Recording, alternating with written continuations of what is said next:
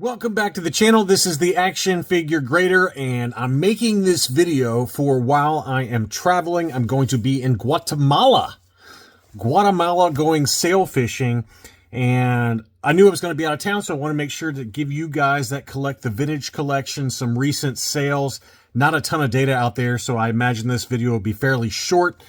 And if you want to see photos of, hopefully, crossed fingers, the sailfish that I catch, let me know in the comments when you're leaving me a like, and for maybe the following week when I get back, I'll put together a video of that shows you, or I'll a photo collage of the different fish that we catch.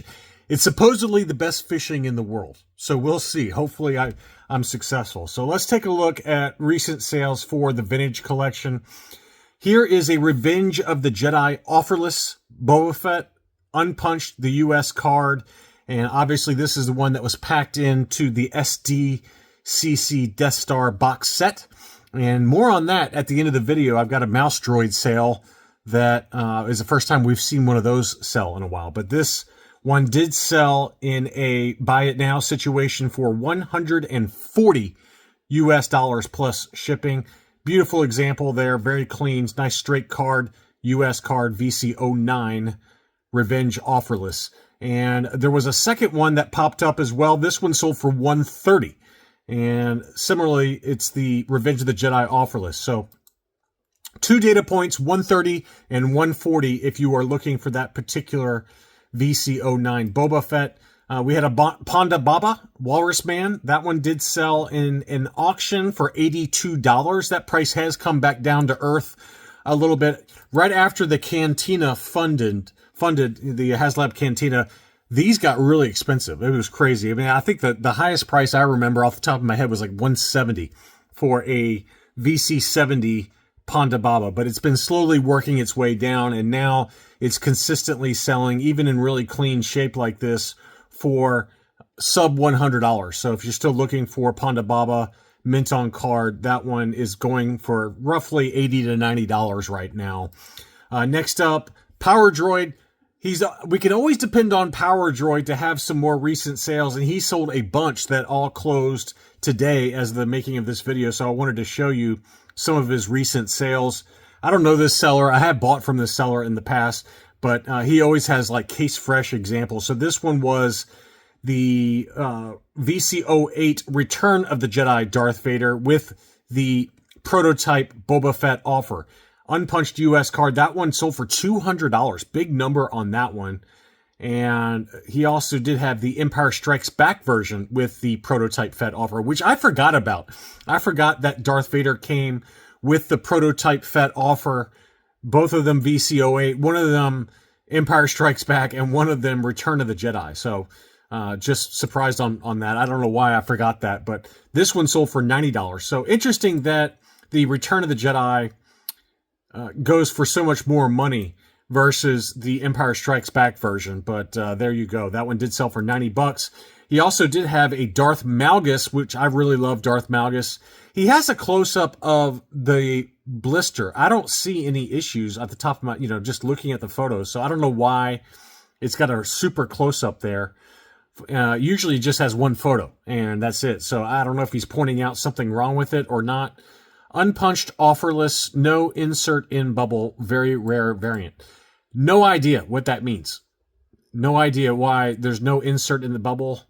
So I'm guessing that the Darth Malgus came with the Darth Maul offer or the prototype Fett. I'm not sure which one it was, but I guess he's just pointing out that this is a true offerless version since there's no insert inside the blister.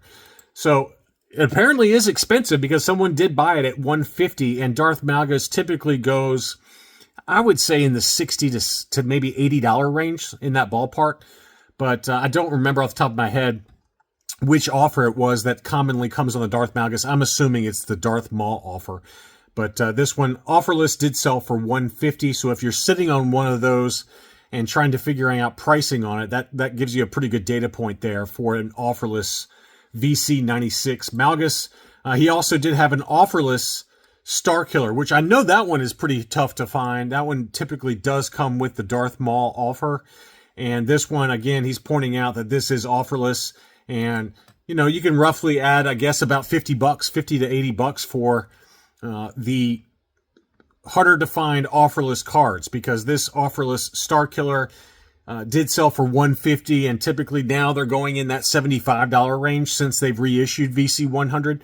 So just an interesting data point there for those that collect offerless versus offered and things like that.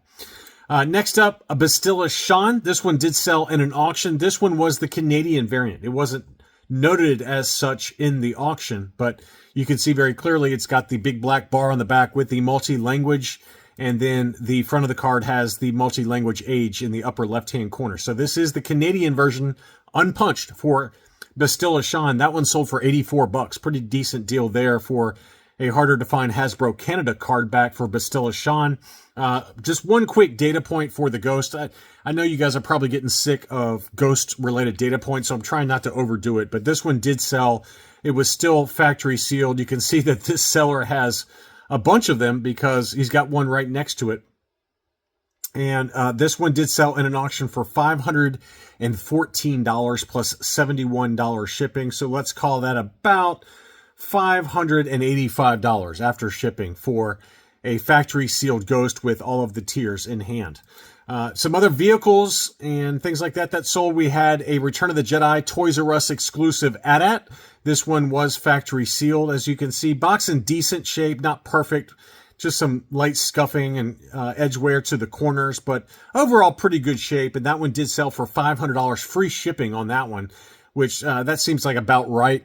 $450-ish for the Return of the Jedi Empire Strikes Back version of the AT-AT. That one gets a little more expensive. We've seen some data points recently as high as 700 bucks for the Empire Strikes Back version of the AT-AT, but the Return of the Jedi version typically goes for a couple $100 less, maybe $150 less. Here is the Vintage Collection B-Wing fighter. This one did sell for $175. Again, free shipping on that one. Box was not perfect, but in pretty decent shape overall. And this seller had the Toys R Us exclusive Y-Wing fighter. That one sold for $225. Both of those prices are kind of right on the money as to where they typically sell. $175 for the B-Wing, and then $200 to $225 at the upper end for the Y-Wing fighter, in case you're looking for either one of those. We did have some graded examples that sold here recently. First was the Jakku version of Rey, graded AFA 9.0, gold level, uncirculated. That one sold for 80 bucks. Kind of a weird face on her. Obviously, the later editions of Rey were much better, but that one, there's something about that face sculpt that looks kind of Michael Myers-ish. I don't know. I don't know if you guys see that or not, but that's what I see when I see it. Next up was the Beskar Armor Mandalorian, AFA 9.0 uncirculated gold level. That one sold for 100 bucks. And then the same seller also had the Last Jedi version of Luke Skywalker, AFA 8.5. So that one still got $120 for the Last Jedi version of Luke Skywalker. Here's an interesting sale that I had to point out. I feel like we've seen one of these before. If you're looking for an army of Yak Faces, apparently people really stocked up and then they came to their senses and sold them. I feel like this is the second time we've seen an army of Yak Faces sell. Look at all of these Yak Faces, or Salt Marae, I guess, technically. This one, this army of 100 Yak Faces sold for $300 plus $22 shipping. How crazy is that? Don't know why people hoarded those, but that's what they did. And then finally, here is that mouse droid that I was talking about. This is obviously from the SDCC box set. This was in pretty good shape. It did have some light edge wear to it, as you can see on the front of the card. And it also had a very faint crease at the very top of the card to the right of the hang tab. But otherwise in pretty decent shape. And this one was listed for $625. I did look up what it sold for on 130point.com. If you go to their website, and then in the upper left-hand corner, you can type in or click on search eBay sales. And then I just copy and paste the title for the auction or the listing to find out what they sold for. So this one was listed for $625, and the best offer accepted on that was $575. $575 free shipping for the SDCC mouse droid. Anyway, I hope you enjoyed this look at recent sales for the vintage collection. Thank you as always for watching, and I'll be back soon.